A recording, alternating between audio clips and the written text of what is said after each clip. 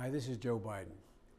I'm speaking to you from the University of Pittsburgh, where I just spoke to students here about what we've done to help ease the burden on them when it comes to the rising cost of tuition and the accumulated student debt, and what we're going to do to help create jobs when they graduate. You know, today we found out we've had the 20th month in a row where we've increased private sector jobs.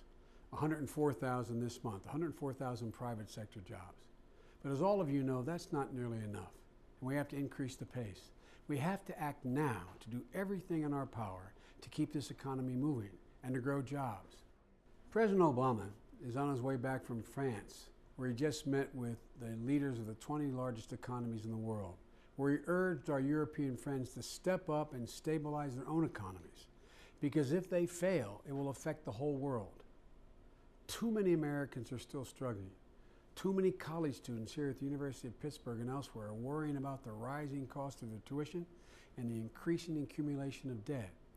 And too many of their parents are in stagnant jobs or out of work, wondering if they're going to be able to send their child back to college next semester. My dad used to have a saying. He said, a job is about a lot more than a paycheck. It's about dignity. It's about respect. And too many Americans have been stripped of their dignity through no fault of their own.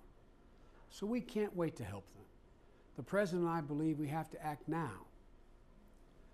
That's why we've introduced the jobs bill, which independent validators said would create 2 million new jobs. Although 51 senators voted for that jobs bill, our Republican colleagues in the Senate used a procedural requirement that required us to have 60 votes, so it failed.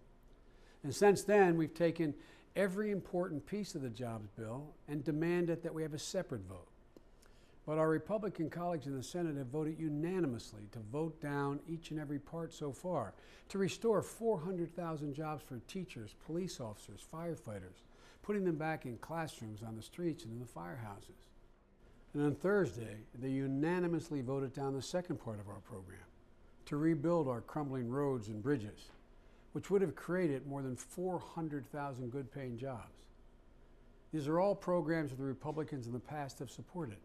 But once again, every Republican voted no, blocking the majority will to put these folks back to work. I think the assumption is they're voting no because of the way we pay for these jobs, and they are paid for.